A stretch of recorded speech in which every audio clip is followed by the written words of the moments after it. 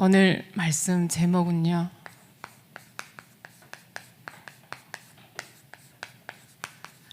그래서 나를 부르셨다입니다. 말씀은 창세기 50장 20절에서 21절 말씀입니다.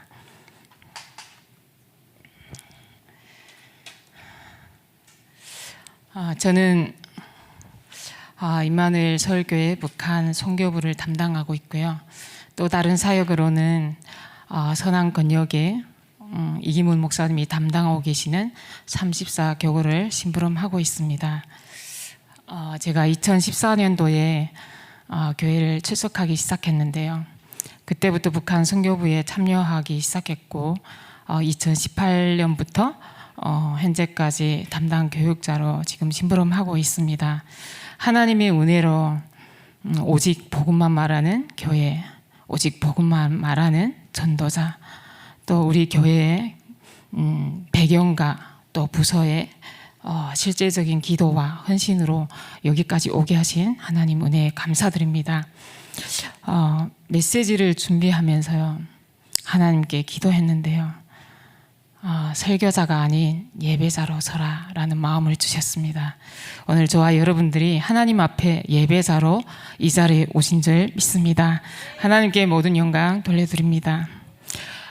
그래서 너를 부르셨다. 하나님께 질문했습니다. 하나님, 왜 나를 부르셨습니까? 하나님이 부르셨다면 무엇을 하려고 합니까? 그러면 그것을 한다면 제가 어떻게 해야 됩니까? 이렇게 질문했는데요. 오늘 본문 말씀의 배경을 보면 요셉이 꿈이 성취되는 현장입니다. 첫 번째 요셉이 꿈은 요셉이 총리가 되었을 때 요셉의 형들이 와서 절하면서 성취가 되죠. 두 번째 꿈은 야곱이 온 가문이 요셉을 의지하며 살아가게 됨으로써 야곱이 축복하는 것으로 성취가 됩니다. 오늘 50장 배경은 아버지 요셉의 아버지 야곱이 죽자 형들이 요셉의 앞에 와서 엎드립니다. 너무 두려워서 우리는 당신의 종이니이다 라고 말합니다. 그럴 때 요셉이 내가 어찌 하나님을 대신하리까? 당신들이 나를 해하려 하였으나 하나님은 그것을 손으로 바꾸사 오늘과 같이 많은 백성들이 생명을 구원하시려고 나를 앞서 보내셨나이다.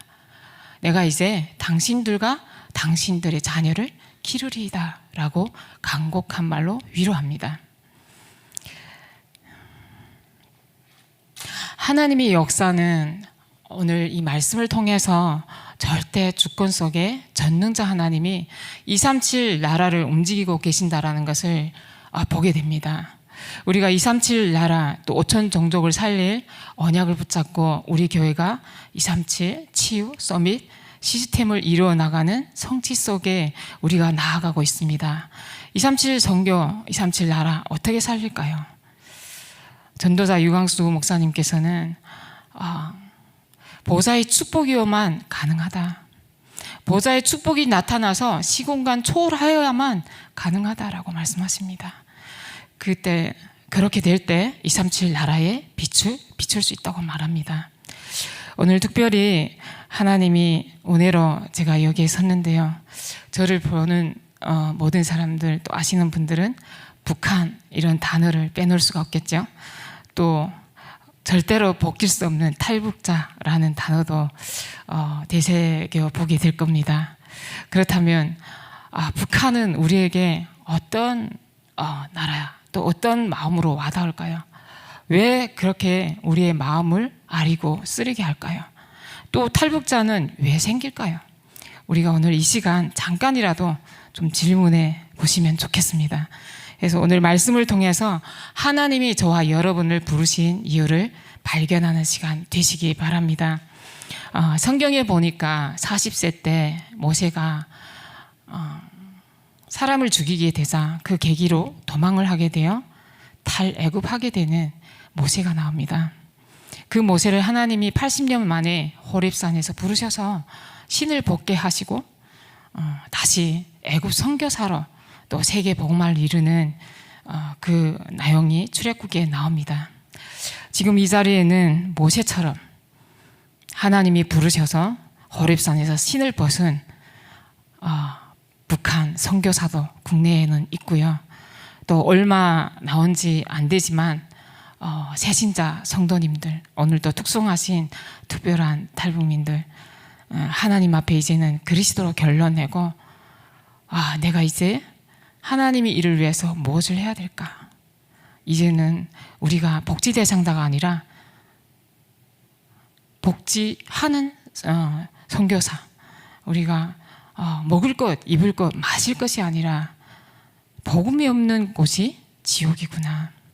우리가 북한이 지옥이어서 자유를 찾아서 여기까지 왔지만 대한민국 천국입니까? 아닙니다. 와보니까 한국도 헬 조선이라고 하더라고요. 그래서 많은 문제들이 있고 이 속에서 또 다른 유리하고 방황하는 생활을 하게 됩니다. 성경에 보니 출애굽기에 보면 이스라엘 백성들이 꿈에도 소원이 바로왕 밑에서 나오는 것입니다. 애굽에서 빠져나오는 것입니다. 나왔는데요, 광야에서 또 불평하죠. 도로 가겠다, 도로 보내달라. 그런데요, 어쩌면 성경을 보니까 이스라엘 백성들과 우리 한반도 민족은 너무나도 유사한 것들이 많더라고요. 남쪽 유다와 북쪽 사마리아 둘로 갈라진 이 현장에 북한이 하나님이 살아계시지 않을까요? 북한에도 하나님이 살아계신다고 저는 믿습니다. 하나님이 저 땅을 지금 허락하셨다고 믿습니다. 그래서 하나님이 전 세계의 탈북자들을 흩으셨습니다. 한국에만 왔냐? 아닙니다. 중국에도 많은 사람들이 흩어져 있고 아직도 정확한 신분이 없어서 떠도는 사람들이 너무 많습니다. 왜 흩어놓으셨을까요? 그곳에서 세계 복음화를 할 수 없기에 세계 복음화 할 수 있는 땅으로 하나님이 보내셨다고 저는 믿습니다. 저도 몰랐습니다. 하나님을 들어본 적도 없습니다. 하나님을 알 수도 없었고 태어나니 북한이었습니다. 태어나니 우리는 인간 우상을 섬겨야 되는 그 속에서 그렇게 살아야만 되는 세상인 줄 알았습니다. 그런데 하나님이 정확한 시간표 속에 다 탈북한 경로나 근거, 이유는 서로 다르지만 유광수 목사님이 가끔 메시지에서 말씀하시죠. 탈북민들 얼마나 제정신이 아닌지 모른다고. 저는 인정합니다. 왜 그렇습니까? 언젠가 목사님이 메시지에서 그 강을 건너는데 아이를 업고 오는데 울까봐 그 입을 막고 이렇게 건넜다는 얘기를 했어요. 그래서 집에 들어왔는데 우리 다락방에 있는 탈북민 전도사가 저한테 전화 왔어요.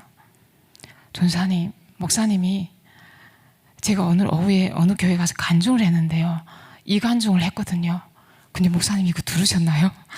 왜 저 얘기를 하는가요? 이렇게 질문을 하더라고요. 그래서 들어보니 자기가 그랬대요. 자기 아이가 한돌 되는 아이를 업고 오는데요, 그 아이가 너무 긴장해서 아무것도 모르는 아이가 등에서 울지 않더래요.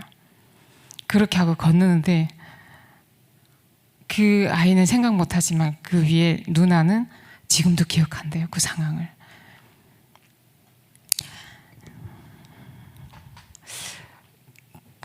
저도 똑같았습니다. 늘 말씀하는데 237 다민족들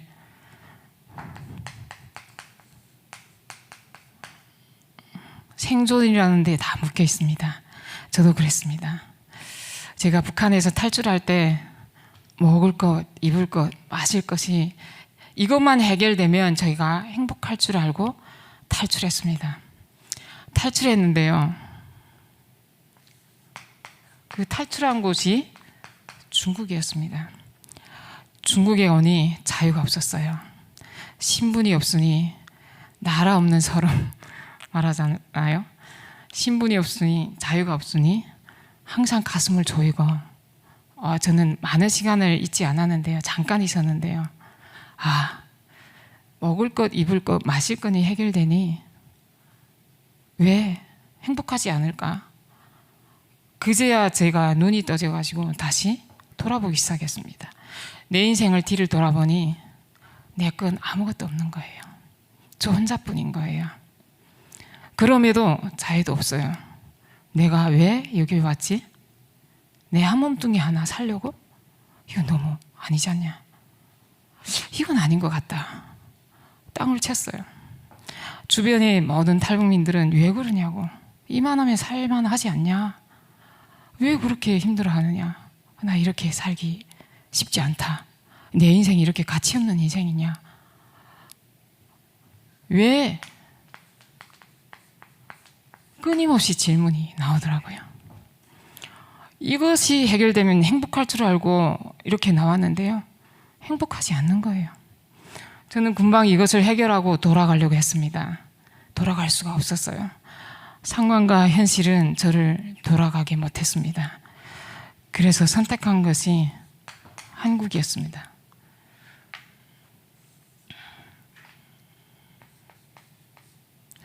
죄송합니다. 왜 한국을 선택했냐요? 삶의 의미가 없는 거예요. 삶의 가치가 없는 거예요.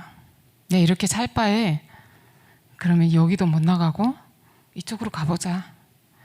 두고 온 자식이 있고 두고 온 부모, 고향, 친척들이 있는데 여기를 가려니 갈 수가 없는 거예요. 가면 죽는 길이에요. 그래서 제가 이쪽을 선택했어요. 선택해서 이제 여기서 내가 자녀도 데려오고 가족도 데려오자. 이 결단을 하고 여기를 선택했는데요. 한국에 왔는데 너무 힘든 거예요. 뭐지? 왜 이렇게 외롭지?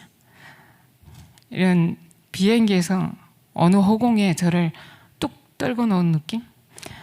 빈집에 들어가는데요. 하염없이 창문을 내다보니 나 어떻게 살지?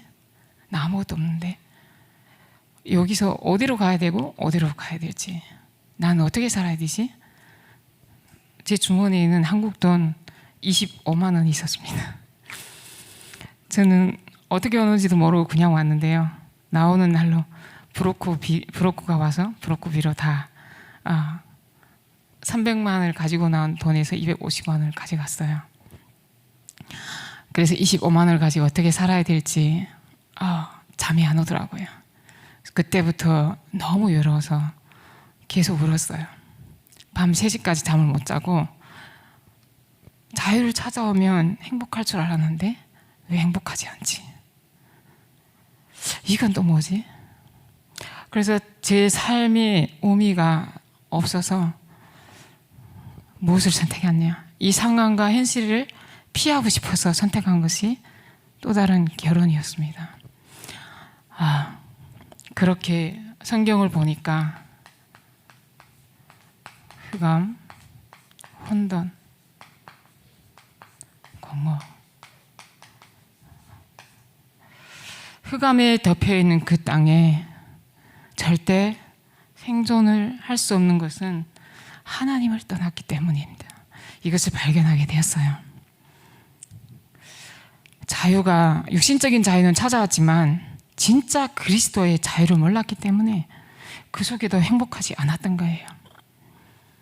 여기를 왔는데 먹을 것, 입을 것 때문에 사는 삶이 아니라 전도자의 삶을 살라고 하나님이 나를 여기에 보내셨구나.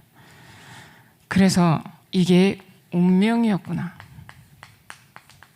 창세기 3장 하나님을 떠난 모든 인간은 북한에 있든지 한국에 있든지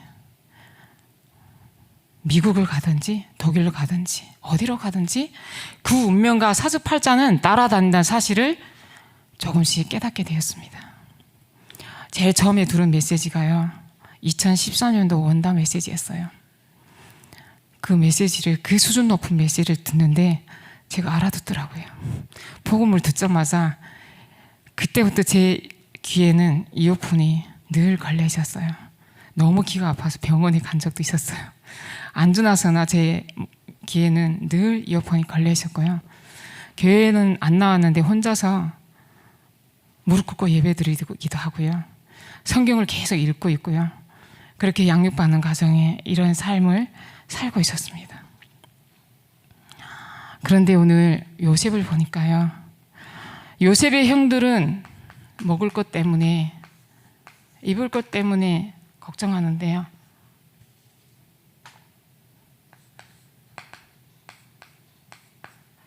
세계복음화의 꿈을 꿨더라고요. 먹는 것이 중요한 것이 아니라 하나님이 세계복음화의 꿈을 굳게 붙잡았더라고요.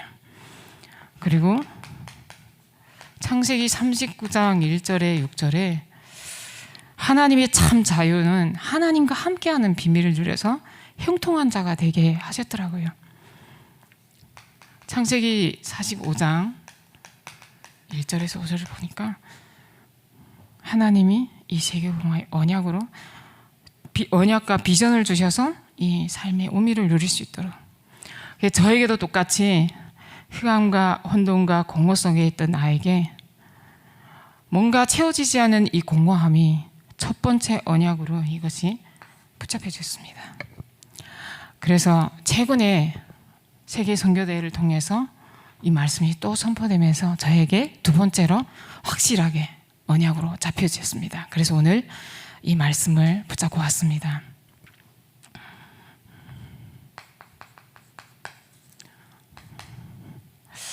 이 속에서 빠져나왔는데요, 가장 시급한 것이 무엇일까요?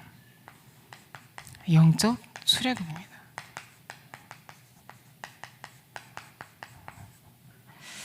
육신적인 출애굽은 했지만 영적으로 출애굽하지 못하면 우리의 문제는 절대 해결되지 않는다는 것을 복음으로 재해석하기 시작했습니다.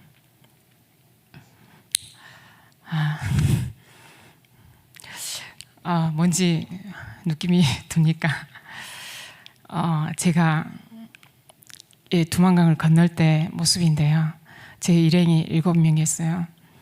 2명의 아이들이 앞으로 먼저, 강이 너무 깊어가지고 먼저 앞으로 갔고요.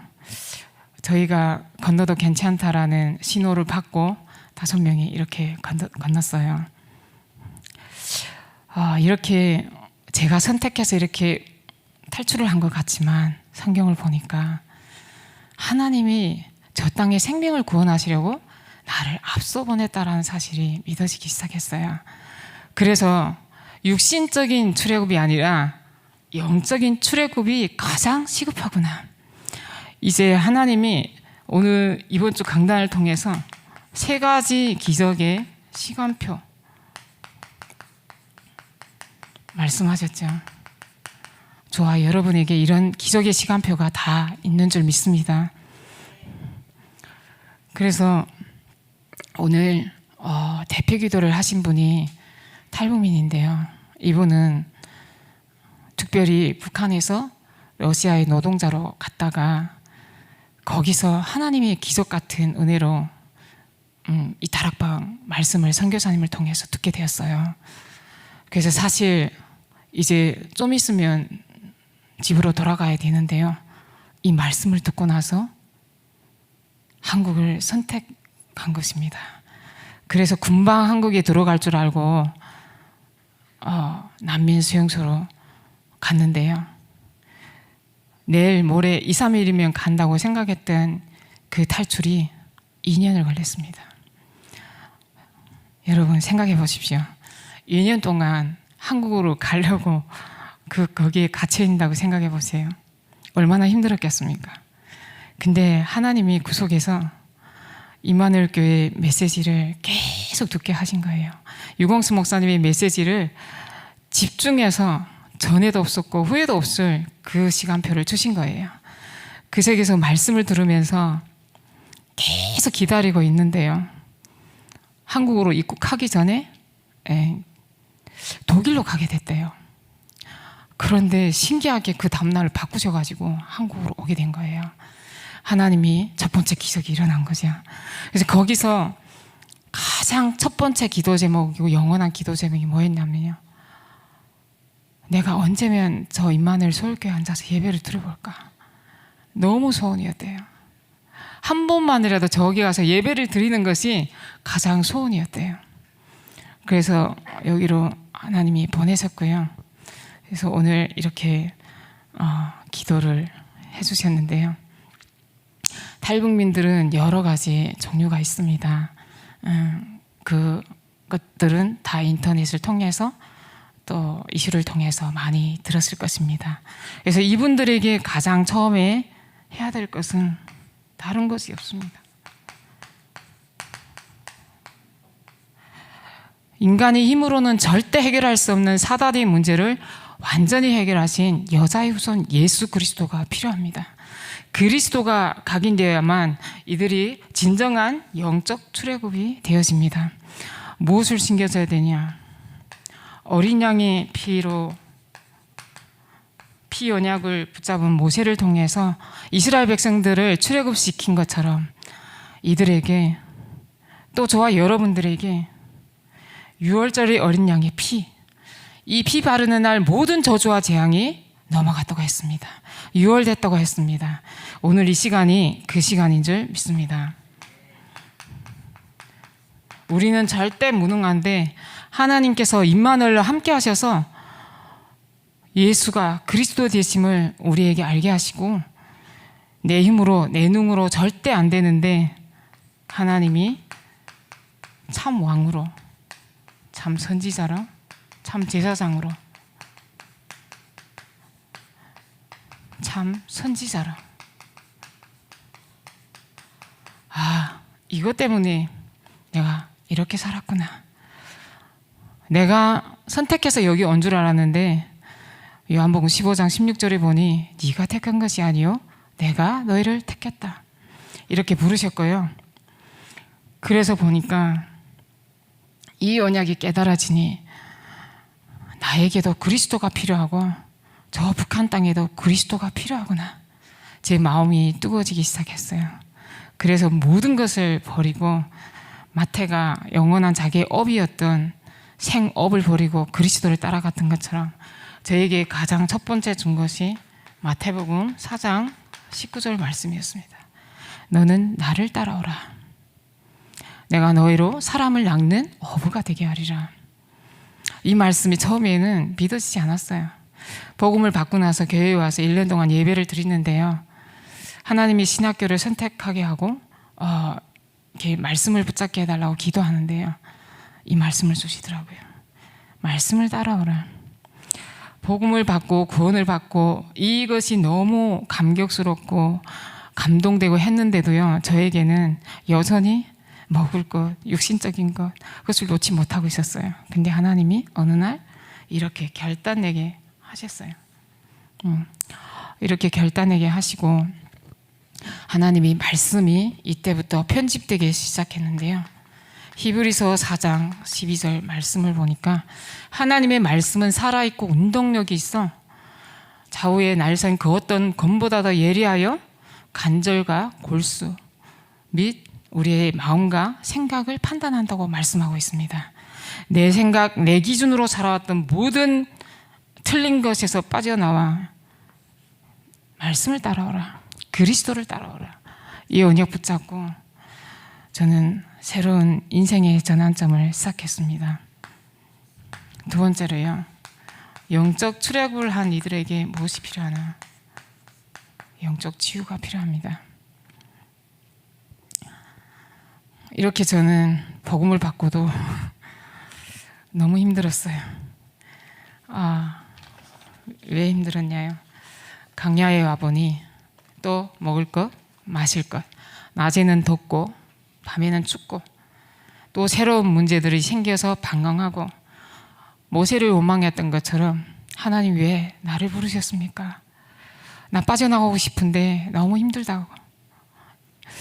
무엇이 섭섭한지 이래서 섭섭하고, 나는 이런데 저 사람은 왜 저래? 나는 그렇게 안 했는데 왜 이해 못할까? 이런 질문들이 계속 나오는데요, 처음으로 렘넌트 대회를 가서 하나님이 저에게 말씀을 주셨어요. 어떤 말씀을 주셨냐면, 전도자의 고백을 통해서 시대적 전도자 바울이 시대적 렘넌트 디모데에게 내가 네 눈물을 안다, 내 기쁨이 충만하게 함이라. 왜 남의 눈물이 내 기쁨이 되는가? 늘 흘리는 눈물이 이때 발견했습니다. 나를 위한 눈물이었구나. 내 육신적인 눈물이었구나. 내 성질에서 나오는 눈물이었구나. 사단이 주는 눈물이었구나. 하나님이 모든 상처를 치유하시고 하나님의 눈물로 바꿔주셨어요. 그래서 성삼위 하나님, 성삼위 하나님과 어려, 이게 아니면 안 되는구나. 창조주 하나님, 우리를 구원하신 구원자 예수 그리스도, 보혜사 성령으로 인도하시는 성령께서 지금 나에게 영적 힘을 주지 않으면 우리는 절대 아무것도 할 수 없구나. 우리는 절대 불가능하다는 것을 인정할 때 성령께서 역사하시는구나. 이걸 알게 되었습니다. 그래서 보좌의 축복 9가지. 하나님의 형상으로 창조된 인간이 하나님을 떠나 있구나. 나에게도, 내 옆에 사람에게도, 나 같은 사람에게도 하나님의 형상을 회복해야 되는구나. 영적인 생명, 성령이 아니면 절대 안 된다는 것을 현장에서 발견하게 됩니다. 아, 나는 알아듣는데 저 사람은 왜 저러지? 그럴 때마다 아, 내가 과거에 저랬구나. 나를 보게 하는 거예요. 하나님이 현장에서 이 말씀을 성취해 나가면서 나를 치유하는 모습을 보게 되었습니다. 하나님은 이 보좌의 축복 속에 이제 정복당하고 있었던 나에게 에덴의 축복을 회복해라. 저 북한 땅에 예배를 회복하는 에덴의 축복이 필요하다. 이런 언약을 주셨습니다. 그래서 하나님이 나에게, 교회에, 현장에 나만 할 수 있는 전무후무한 응답을 주옵소서. 이제 강단을 통해서 하나님의 말씀 붙잡고 우리에게, 나에게 보내주신 중직자님들 불평하지 말고 다 메시지로 받고 음성으로 받고 하나님이 다 나에게 필요해서 주셨구나. 늘 불평하고 불신앙하고 불만이 있었던 너에게, 저에게 이런 보좌의 축복이 있구나를 보게 되었습니다. 그래서 하나님이 이 언약을 붙잡고 승리할 수 있도록 날마다 힘을 달라고. 여전히 저는 무능합니다. 여전히 계속 실수투정이고 허점이 너무 많습니다.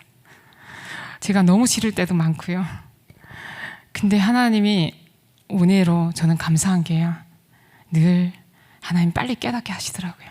또 일어나게 하시더라고요. 오늘 일을 오늘로 털어버리고 또 일어나게 하시더라고요. 그래서 하나님께 고백하는 것은 늘 감사입니다. 하나님 너무 감사합니다. 오늘도 저는 하루 종일 기절해도 부족합니다. 하나님이 절대 주권이 믿어집니다. 제가 어찌 이 자리에 설 수 있습니까? 너무나도 나보다 훌륭한 사람들이 너무 많은데요. 제가 교구 현장을 교구에서 함께 심부름하면서도요, 그 현장에서 막 수다도 떨기도 하고 포럼도 하기도 할 때만 앉아서 제가 고백합니다. 하나님 너무 감사합니다. 너무 감사합니다. 이 모든 현장을 보면서 저를 위해 기도하시는 분들 너무너무 감사하고, 또 다양한 분들을 만나면서 저에게 없는 비밀들을 발견하게 되고 부족한 나를 위해서 또 기도해 주시는 그런 것들 보면서 너무 감사한 시간을 가지고 있습니다. 그래서 하나님은 저에게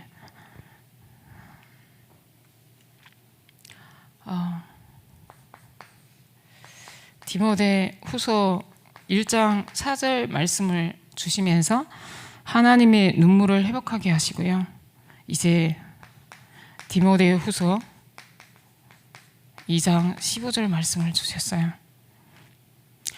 진리의 말씀을 옳게 분별하여 너는 사람에게서나 하나님 앞에서 인정받는 일꾼으로 늘 자신을 하나님 앞에 드리기를 힘써라.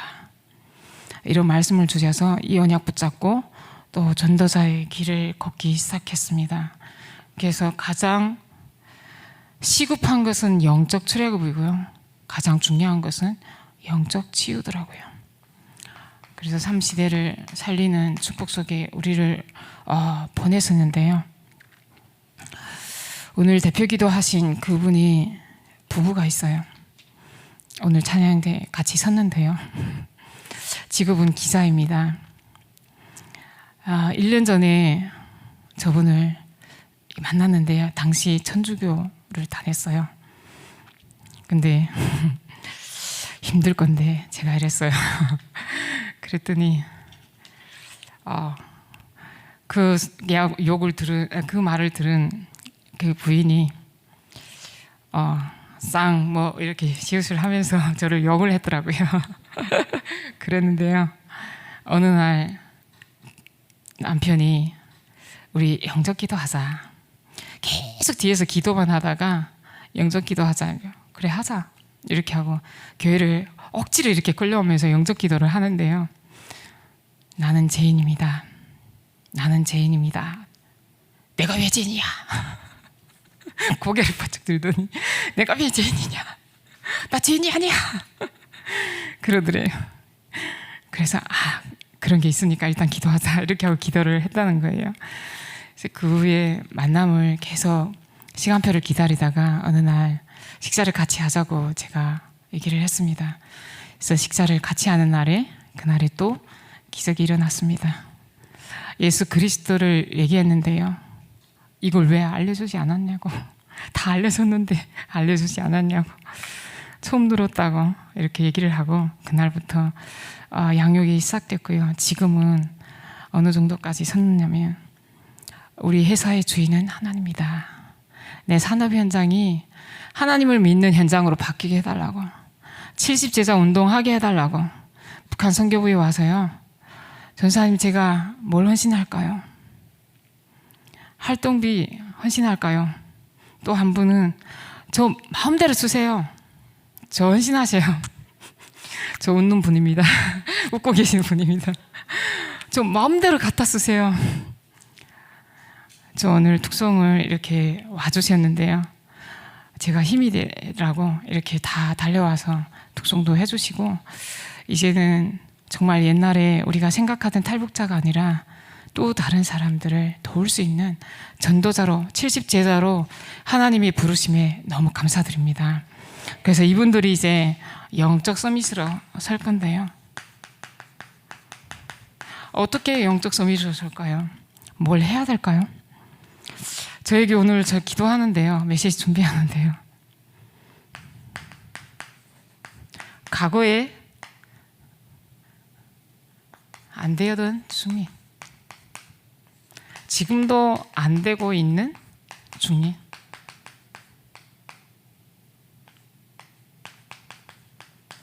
앞으로도 안 될 수밖에 없는 중인 사랑.